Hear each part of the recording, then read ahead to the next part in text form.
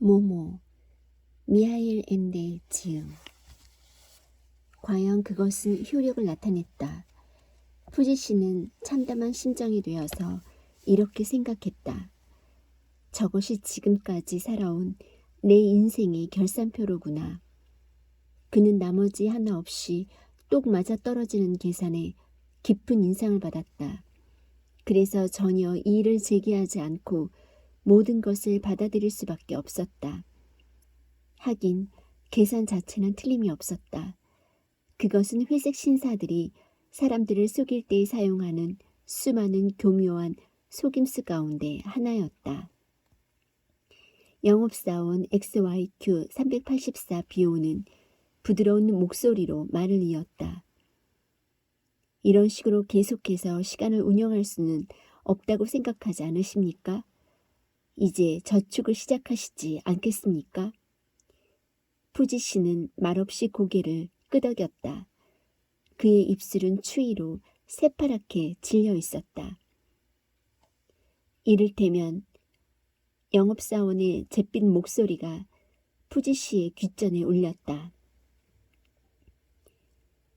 20년 전부터 하루에 1시간씩만 저축하셨더라도 당신은 지금 2628만 초의 재산을 갖고 계실 겁니다. 매일 2시간이면 그 곱절인 5256만 초가 되고요. 푸지 씨, 한 가지 묻겠습니다. 이런 어마어마한 숫자에 비하면 2시간쯤이야 아주 하찮은 것이 아닌가요? 푸지 씨는 소리쳤다. 그렇습니다. 우스울 정도로 사소한 것이지요. 영업사원은 침착하게 말을 계속했다. 그걸 이해하셨다니 정말 기쁘군요. 그러니까 앞으로 20년간 2시간씩을 저축하신다면 1억 512만이라는 어마어마한 재산이 모이는 겁니다. 당신은 62살이 되시는 해에 그 재산을 마음대로 쓰실 수 있게 될 겁니다. 푸지 씨는 눈이 휘둥그레져서 말을 더듬었다. 굉장하군요. 기다려보세요. 재산이 훨씬 더 불어나니까요. 우리 시간저축은행은 저축하신 시간을 보관해 드릴 뿐 아니라 맡기신 시간에 대해 이자를 지불합니다. 그러니까 더 많은 액수를 받게 되시는 겁니다. 푸지 씨는 바짝 긴장해서 물었다. 얼마나 더 받게 되지요? 그건 당신에게 달려 있습니다. 당신이 얼마나 많은 시간을 저축하는지, 또 얼마나 오랫동안 저축한 시간을 찾지 않고 우리 은행에 맡겨두는지에 달려 있지요. 맡겨둔다고요? 무슨 뜻이죠? 아주 간단합니다. 저축한 시간을 5년 동안 찾지 않으시면 저축하신 시간만큼의 이자를 받게 되는 겁니다. 그러니까 당신의 재산은 매 5년마다 갑절로 불어나는 거지요. 아시겠어요? 10년 후면 원래 액수의 4배가 되고 15년 후면 8배, 이런 식이 됩니다. 만약 20년 전부터 매일 2시간씩만 저축하셨더라면 당신은 62살이 되는 해, 그러니까 저축을 시작하신 지 40년 되는 해에는 저축하신 양의 256배가 되는 시간을 마음대로 쓰실 수 있었을 겁니다. 그것을 계산하면 269억 1072만 초가 됩니다. 그는 다시 회색 연필을 꺼내서 거울에 이 숫자를 썼다. 269억 1072만 초. 보시다시피 푸지씨, 이렇게 말하면서 그는 처음으로 엷은 미소를 지었다. 그것은 당신이 이 세상에서 머무는 전생의 10배입니다. 날마다 단 2시간씩만 저축하면 그렇게 되는 거예요. 어때요? 구미가 당기는 제안 아닙니까? 푸지 씨는 힘없이 말했다. 맞아요. 정말 유리한 제안이군요. 일찌감치 저축을 시작해야 했는데 난 정말 멍청이에요. 이제야 눈이 뜨이는군요. 솔직히 말해서 정말 절망스럽습니다. 회색 신사는 은근한 목소리로 대꾸했다. 그러실 이유는 조금도 없습니다. 너무 늦는 경우란 없어요. 원하신다면 당장 오늘부터 시작하실 수 있습니다. 그럴 만한 가치가 있다는 걸 아시게 될 겁니다. 푸지 씨는 큰 소리로 대답했다. 저축하고 싶습니다. 내가 할 일은 뭐지요? 영업사원은 눈썹을 치켜 올렸다. 선생님, 시간을 어떻게 아끼셔야 하는지는 잘 아시지 않습니까? 예컨대 일을 더 빨리 하시고 불필요한 부분은 모두 생략하세요.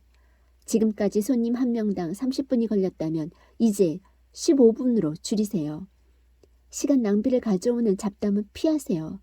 나이 드신 어머니 곁에서 보내는 시간을 절반으로 단축할 수도 있습니다. 가장 좋은 것은 어머니를 좋지만 값이 싼 양로원에 보내는 겁니다. 그러면 어머니를 돌볼 필요가 없으니까 고스란히 1시간을 아낄 수 있지요. 아무짝에도 쓸데없는 앵무새는 내다 버리세요. 다리아 양을 꼭 만나야 한다면 2주에 한 번만 찾아가세요. 15분간의 저녁 명상은 집어치우세요. 무엇보다 노래를 하고 책을 읽고 소위 친구들을 만나느라고 귀중한 시간을 낭비하지 마세요. 얘기가 나온 김에 한 가지 충고하는데 잘 맞는 커다란 시계를 하나 이발소에 걸어 놓으세요. 견습생이 일을 잘하고 있나 감시할 수 있게 말이지요. 좋습니다. 그 모든 일을 할 수 있어요. 그런데 그렇게 해서 아낄 시간을 어떻게 해야 하지요? 당신에게 넘겨드려야 하나요? 그렇다면 어디서요? 아니면 내가 그걸 보관해야 하나요? 어떻게 진행이 되는 겁니까? 그 문제는 조금도 걱정하지 마세요. 회색 신사는 대답하며 2번째로 엷은 미소를 띄었다.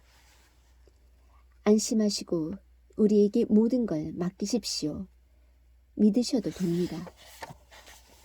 우리는 당신이 저축하신 시간을 손톱만큼도 잃지 않습니다. 당신은 곧 남는 시간이 전혀 없다는 걸 알게 되실 겁니다. 얼떨떨한 상태에서 푸지 씨는 말했다.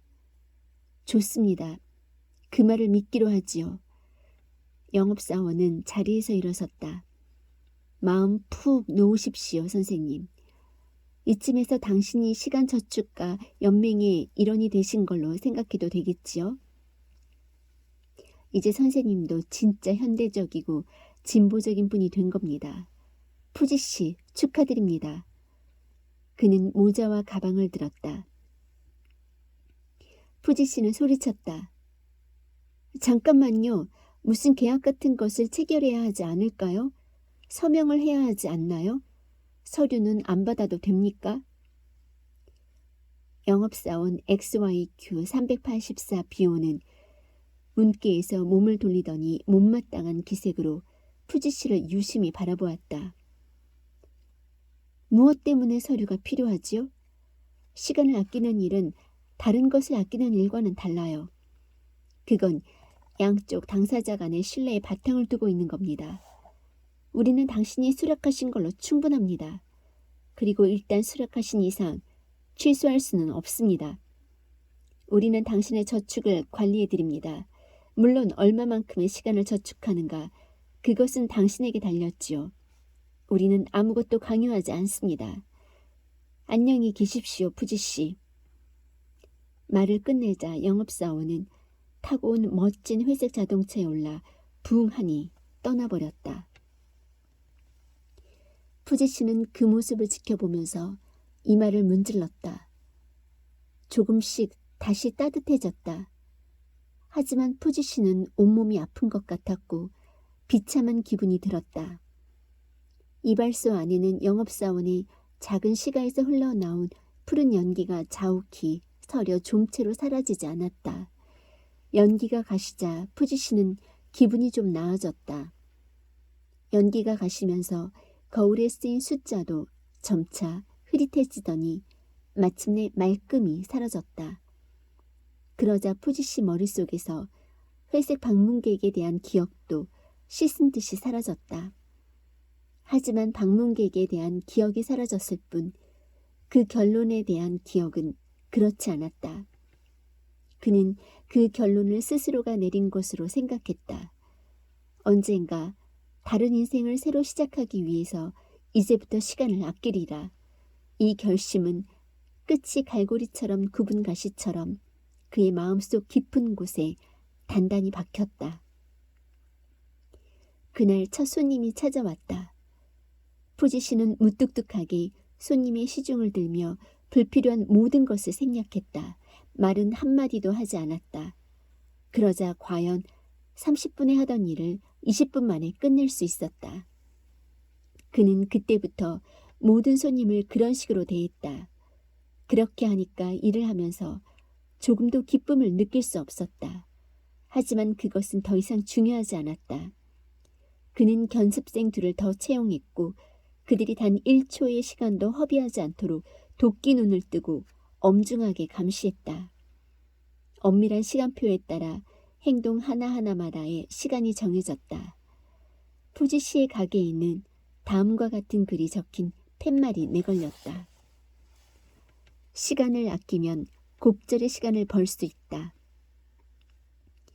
그는 다리아 양에게 시간이 없어서 더 이상 찾아갈 수 없다는 용건만을 간단히 적은 사무적인 편지를 보냈다. 앵무새는 애완동물 가게에 팔아버렸다.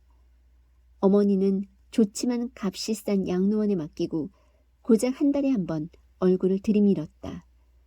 그 외에도 그는 회색 신사의 모든 충고를 충실하게 따랐다. 하지만 그는 회색 신사의 충고를 자기가 내린 결론이라고 믿고 있었다. 그는 점점 신경이 날카로워지고 안정을 잃어갔다. 시간을 알뜰하게 쪼개 썼지만 손톱만큼의 짜투리 시간도 남지 않았다. 정말 이상한 일이었다. 시간은 수수께끼처럼 그냥 사라져버렸다. 그의 하루하루는 점점 더 짧아졌다. 처음에는 몰랐지만 나중에는 그 속도를 피부로 느낄 수 있었다. 어느새 일주일이 지났는가 하면 한 달이 지나갔고 한 해, 또 한 해, 또 한 해가 후딱 지나갔다. 그는 회색 신사가 찾아왔다는 사실을 까맣게 잊었다. 그러니 그 시간들이 지금 어디로 갔는지 심각하게 생각해 볼 만도 했다. 하지만 그는 시간을 아끼는 사람들이 의례 그렇듯 그런 질문을 하지 않았다. 푸지 씨는 편집증이 걸린 사람처럼 시간을 아끼겠다는 생각에 사로잡혀 있었다. 그리고 하루하루가 정말 빠르고 점점 더 빨리 흘러간다는 사실을 새삼 깨닫기라도 하면 기겁해서 이를 악물고 더욱더 시간을 아껴 쓰는 것이었다. 대도시에는 어느새 푸지 씨와 같은 일을 겪는 사람들이 상당히 많아졌다. 시간 절약을 시작한 사람들은 날마다 늘어났다. 그들의 수가 늘수록 점점 더 많은 사람들이 앞사람의 행동을 따랐다. 그러고 싶지 않은 사람도 같이 행동할 수밖에 없는 분위기였다. 라디오와 텔레비전과 신문들은 날이면 날마다 시간절약 효과가 있는 새로운 장치의 이점을 자세히 설명하고 그 우수함을 찬양했다. 이들 장치가 장차 사람들이 제대로 된 삶을 사는 데 필요한 여가를 선사해 주리라는 것이었다. 담벼락과 광고판에는 온갖 행복의 청사진이 담긴 포스터가 붙여졌다. 포스터에는 이를테면 번쩍번쩍 빛나는 글씨로 다음과 같은 글귀들이 적혀 있었다. 시간 절약, 나날이 윤택해지는 삶. 시간을 아끼면 미래가 보인다. 더욱 보람찬 인생을 사는 법. 시간을 아끼라. 하지만 실제 상황은 전혀 그렇게 보이지 않았다. 하긴 시간을 아끼는 사람들이 옛 원형극장 인근 마을 사람들보다 옷을 잘 입긴 했다. 돈을 더 많이 벌었기 때문에 더 많이 쓸 수 있었던 것이다. 하지만 그들의 얼굴에는 무언가 못마땅한 기색이나 피곤함 또는 불만이 진득하게 배어 있었다. 눈빛에는 상냥한 기미라고는 찾을 수 없었다. 물론 그들은 아무튼 모모에게 가보게와 같은 말은 모르고 있었다. 그들의 말을 온 마음으로 들어주는 사람, 말하다 보면 저절로 분별이 생기고 화해하고 싶은 마음이 들고 기분까지 좋아지는 그런 사람이 아무도 없었던 것이다. 하지만 그런 사람이 있다고 해도 5분 안에 일을 끝낼 수 있다면 모를까. 그들이 그 사람을 찾아갈 가능성은 아주 희박했다. 5분 안에 끝나지 않으면 그들은 시간 낭비라고 생각했다. 그들은 심지어 여가 시간까지도 알차게 이용해야 한다고 생각했다. 그래서 아주 빠른 시간 내에 가능한 한 많은 즐거움과 휴식을 줄 수 있는 오락을 찾았다. 그랬기에 그들은 축제도 제대로 즐길 수 없었다. 즐거운 축제도 그랬고 엄숙한 축제도 그랬다. 꿈을 꾸는 것은 죄악처럼 여겨졌다. 하지만 그들이 가장 견딜 수 없어 하는 것, 그것은 정적이었다. 사방이 고요하면 그들은 자기네 삶에서 벌어지고 있는 일을 어렴풋이 짐작할 수 있었고, 그러면 밀물처럼 불안이 밀려왔다.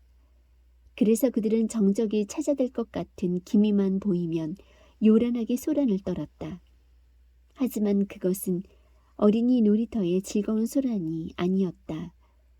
미쳐 날뛰는 듯한 이 불쾌한 소란은 나날이 볼륨을 높여가며 대도시를 가득 채웠다. 자신의 일을 기쁜 마음을 갖고 또는 애정을 갖고 하는 것은 중요하지 않았다. 오히려 그런 것은 방해가 되었다. 가능한 한 짧은 시간 안에 가능한 한 많은 일을 하는 것, 그것만이 중요했다. 그래서 커다란 공장과 사무실에는 예외 없이 이런 글귀가 적힌 팻말들이 걸리게 되었다. 시간은 귀중한 것, 잃어버리지 말라. 시간은 돈과 같다. 그러니 절약하라. 부장의 책상 위에도, 국장의 안락의자 위에도, 의사의 진료실에도, 상점과 레스토랑과 백화점에도, 심지어는 학교와 유치원에도 이와 비슷한 팻말들이 걸리게 되었다. 이런 세태에서 벗어나 있는 사람은 아무도 없었다. 결국 대도시의 모습도 차츰 변해갔다. 옛 구역은 철거되고 불필요하다고 생각되는 부분은 모두 생략하고 꼭 필요한 부분만 살린 새로운 집들이 지어졌다. 그 안에 살 사람들에 맞추어 집을 짓는 수고는 하지 않았다. 그러자면 제각기 다른 모양의 집을 지어야 하기 때문이었다. 똑같은 모양의 집을 지으면 돈이 훨씬 적게 드는 데다 무엇보다 시간을 절약하는 이점이 있었다. 대도시의 북쪽 지역에는 이미 거대한 신축 건물 구역이 점차 세력을 넓혀가고 있었다. 그곳에는 다른 점이라고는 손톱만큼도 없는 성냥갑 같은 고층 임대 아파트들이 끝없이 우뚝우뚝 솟아났다. 집들이 똑같아 보이니까 당연히 거리도 똑같아 보였다. 단조로운 거리들은 늘고 또 늘어 아득한 지평선까지 똑바로 쭉 뻗어나갔다. 삭막한 질서에 황무지라 아니할 수 없었다. 이곳에 사는 사람들의 삶도 꼭 그런 식으로 진행되었다. 아득한 지평선까지 똑바로, 여기서는 단 한순간, 단 1cm까지 모든 것이 정확하게 계산되고 계획되었다. 하지만 시간을 아끼는 사이에 실제로는 전혀 다른 것을 아끼고 있다는 사실을 눈치챈 사람은 아무도 없는 것 같았다. 아무도 자신의 삶이 점점 빈곤해지고 획일화되고 차가워지고 있다는 것을 알아차리지 못했다.